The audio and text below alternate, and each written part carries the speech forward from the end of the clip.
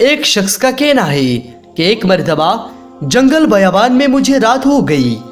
हर तरफ सन्नाटा तारी था और दूर दूर तक आबादी का कोई नामो निशान ना था। जब आधी रात गुजर गई तो अचानक एक तरफ से गधे की चीखने की आवाज आने लगी।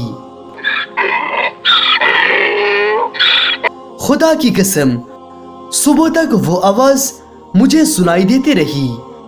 नींद मुझसे कोसों दूर थी। मैंने वो रात जाग के गुजारी। सुबह होते ही मैं उस समत चल दिया जहां से आवाज आ रही थी। वहां पहुंचा तो एक अजीबोगरीब मंजर देखकर मैं हैरान रह गया। वहां एक कब्र थी जिसमें एक गधा गर्दन तक दफन था। उसके सर और पीठ से मिट्टी हट चुकी थी। उस भयानक मंजर को देखकर मुझे कपकपी तारी हो गई। मुझे वहां कुछ दूर दो झोपड़ा नजर आया। मैंने वहां पहुंचकर बुलंद आवाज से सलाम किया। झोपड़े से एक नौजवान औरत और एक बूढ़ी बाहर आई। मैंने उनसे गधे और कब्र के मुतालिक पूछा। उन्होंने कहा, अगर तुम उसके मुतालिक ना पूछो तो क्या हर्ज है। मैंने कहा, मैं इस भयानक मंजर के मुतालिक जरूर दरियाफ्त करूंगा। बराए करम मुझे सूरत हाल से आगाह कर दीजिए। औरत ने कहा, अगर तुम सुनना ही चाहते हो तो सुनो। खुदा की कसम, वो जो गधे तुमने कब्र में दफन देखा वो मेरा शौहर और उस बुढ़िया का बेटा था।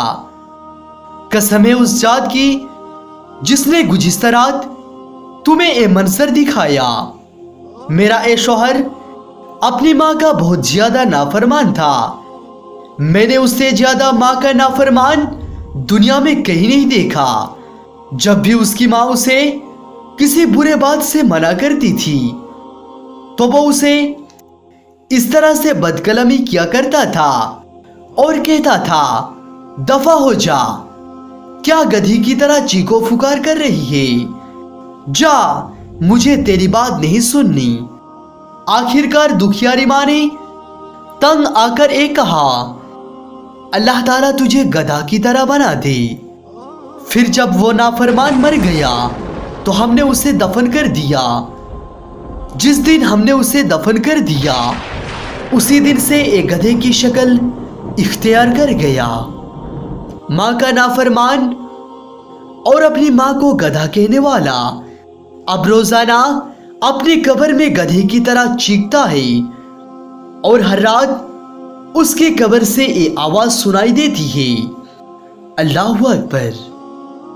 आखिरकार अल्लाह ताला से दुआ है कि या परवरदिगार, तू अपने महबूब के सदके हमारे गुनाहों को मुआफ कर दे और हमें वलिदैन की फरमाबरदार बना दे।